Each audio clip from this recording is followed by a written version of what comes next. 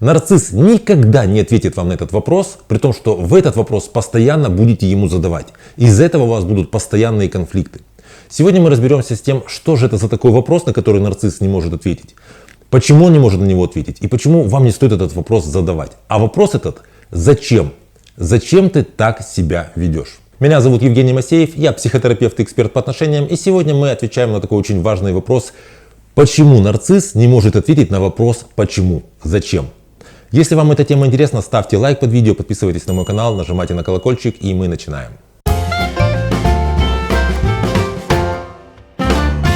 Представьте себе такую ситуацию. Вы разговариваете с вашим партнером, про которого вы думаете, что он нарцисс, и вот вы ему что-то говорите важное, а он вот на вас смотрит вроде бы, а тут же так глаза как-то косит на телевизор и начинает пультом что-то перещелкивать. И вы ему говорите что-то важное, и чем более важное вы что-то ему говорите, тем он больше вроде как увлекается тем, что происходит в телевизоре. То есть он вас как-то вот так вот игнорирует. Или он берет телефон, вы с ним разговариваете, и он так вот вас вроде бы слушает, а при этом как-то вот там что-то в ленте листает. И чем более важная какая-то тема разговора для вас, более важная, тем он больше как-то вот начинает вроде как специально отвлекаться. И вы в конце концов перестаете говорить о том, что для вас важно, и говорите: почему ты так себя ведешь? Зачем ты так делаешь? Я же с тобой разговариваю. Перестань ты щелкать этот телевизор, ты же взрослый человек. Зачем ты так себя ведешь? И он вам не ответит, почему он так себя ведет. Или вот представьте, вы с вашим партнером разговариваете, и вот вы касаетесь какой-то темы, которая, такая тема, по поводу которой вы никак не можете договориться. И вы начинаете какие-то свои доводы говорить, начинаете ему объяснять, а он вас вроде как не понимает, а вы начинаете ему еще объяснять, еще как-то понятнее, доходчивее, а он как-то начинает упираться и уже специально делает вид, что не понимает. И вы начинаете говорить, знаете, в такой ситуации мы начинаем повышать градус общения, мы говорим более экспрессивно, громче, более ярко, может быть, слова меньше подбираем. И тут вдруг он вроде бы как прерывает этот разговор и говорит: посмотри на себя, ты же неадекватная, ты как себя ведешь, ты же как истеричка какая-то, кричишь просто, ты посмотри на себя. И вы задаете ему вопрос: послушай, зачем ты так сейчас себя ведешь?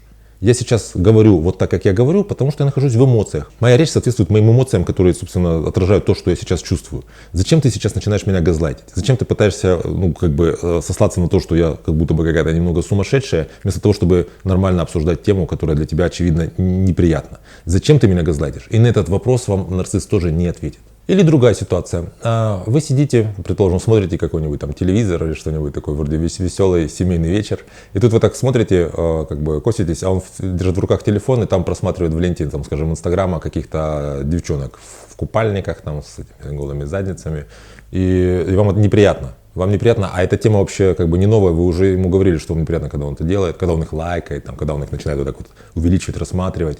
И вы говорите ему: зачем ты так делаешь? Мы сейчас вместе с тобой смотрим телевизор, смотрим какое-то кино. Ты смотришь при мне, я же могу это видеть. То есть ты почти что демонстративно это делаешь. Ты знаешь, что мне это неприятно. Зачем ты так себя ведешь? И он вам на этот вопрос не ответит. Вы вместе решили куда-то выбраться. Вы пошли куда-нибудь погулять с какой-нибудь компанией или какие-то сейчас корпоративы. Куда-нибудь вы пришли, там много людей, вы вроде бы гуляете, вы как-то общаетесь. И тут вдруг почему-то что-то там произошло, ваш партнер подходит к вам и начинает в ходе разговора со всеми людьми над вами как-то насмехаться. Начинает как-то высмеивать ваши какие-то слабые стороны, что долго она собиралась, она глупая или что-то еще. Или начинает вас прямо оскорблять при других людях. И всем неудобно, и вы спрашиваете: зачем ты так поступаешь? Зачем ты так делаешь? Ты понимаешь, что это немножко это неуместно, это некрасиво. Зачем ты так себя ведешь? И на этот вопрос он вам тоже не ответит. Нарцисс не сможет вам ответить на вопрос, зачем ты так себя ведешь, потому что это поведение не является его выбором. Я во многих своих видео говорю, что нарцисс — это не какой-то, такой злонамеренный злодей, у которого есть хитрые планы, как взять вас и как-то разрушить. Он с утра просыпается и думает: так, сегодня я буду ее немножко газлайтить, потом я ее выведу на какие-то эмоции и буду как-то игнорировать, а потом я начну ее как-то триггерить своими какими-то просмотром голых женщин и так далее. Он не думает о том, что нужно так поступать. Все его поведение является попыткой надуть его этот постоянно спускающий нарциссический пузырь, понимаете? Для нарцисса очень важно, это то, что он делает постоянно, 24/7, поддерживать свое постоянно уменьшающееся чувство самозначимости.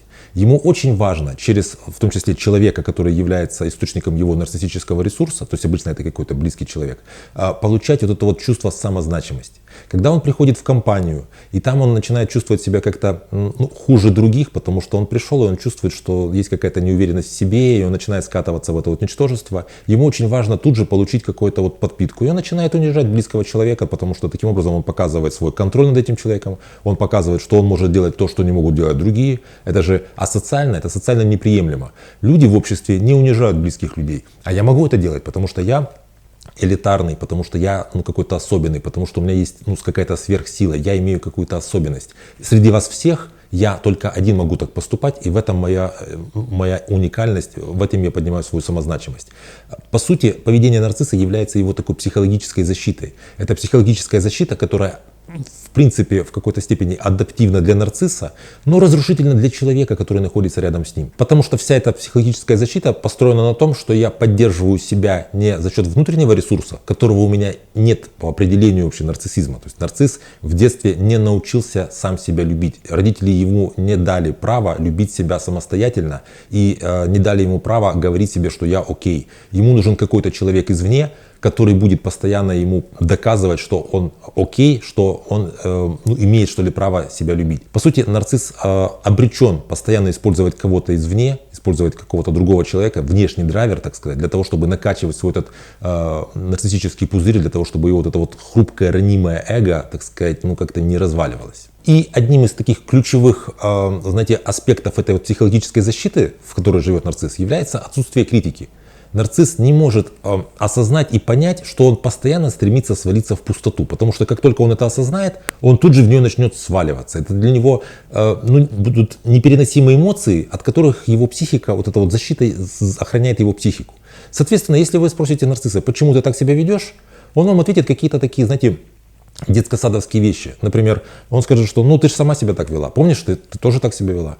Почему ты меня игнорируешь? А ты же меня, помнишь, что ты тоже игнорировала? Вот там 2 года назад. А почему ты там, например, ушел и не стал со мной как-то общаться? А ты же тоже помнишь, вот меня когда-то ушла? Помнишь, когда это было? То есть, понимаете, нарцисс никогда вам на вопрос, почему ты меня газлайтишь, не ответит так. Ты знаешь, у меня есть проблемы, связанные с нестойкостью моего эго, и для того, чтобы как-то поддержать себя, как-то накачать свой нарциссический пузырь, я газлайчу тебя для того, чтобы ты была более неуверенной, и я на фоне тебя чувствовал себя более как бы самозначимым, повышал свою самозначимость. Естественно, он такие вещи никогда вам не скажет. Соответственно, если вы будете продолжать вновь и вновь задавать нарциссу вопрос, зачем ты так поступаешь, зачем ты так себя ведешь, то вы обречены на бесконечные непродуктивные конфликты. Потому что он постоянно будет вам отвечать не то, что есть на самом деле, он будет придумывать какие-то отговорки, которые вас не будут удовлетворять, вы будете вновь задавать этот вопрос, а он опять будет какие-то отговорки предлагать вам, и вы в результате будете просто тратить, грубо говоря, нервы, будете тратить свой эмоциональный ресурс на эти выяснения от этих отношений. Поэтому, если вы человеку задаете вопрос в такой ситуации, почему ты так себя ведешь, зачем ты так поступаешь, и он вам не может ответить, единственное, что вам нужно сделать, это перестать задавать этот вопрос ему и задать этот вопрос себе. Зачем он так себя ведет? Как я считаю? Что я по этому поводу могу сделать? То есть вам нужно просто выйти из этого неконструктивного диалога и самой с собой разобраться, зачем я нахожусь в отношениях с этим человеком, что я с ним вообще хочу добиться, какие у нас общие цели, какие мои потребности я удовлетворяю в этом общении и так далее. То есть больше как бы задавать вопросов к себе. Нарциссу вопросы можете даже не задавать, просто сэкономьте себе время, нервы, энергию и деньги на успокоительные препараты. Напишите, пожалуйста, в комментариях, были ли у вас в опыте такие ситуации, когда вы с человеком общаетесь, он себя так ведет как-то разрушительно. Ты его спрашиваешь, зачем ты себя так ведешь, а он тебе какие-то вообще начинает отговорки непонятные говорить. Знаете, сицилийская защита – это лучшая защита нападения. Ты его спрашиваешь, зачем ты себя так ведешь, он говорит, а потому что ты тоже себя так иногда ведешь. То есть начинается какой-то такой, не знаю, несерьезный разговор. Если у вас такие ситуации были, напишите в комментариях, это очень важно, потому что ваши конкретные примеры, они очень так ярко, иллюстративно дополняют мои видео. На этом все. Если вам эта тема понравилась, поставьте лайк под видео. Для меня это действительно очень важно. Подпишитесь на мой канал, если вы еще вдруг не подписались. Нажимайте на колокольчик, чтобы получать уведомления о выходе моих следующих видео и эфиров. Берегите себя и своих близких, и до встречи в следующих выпусках.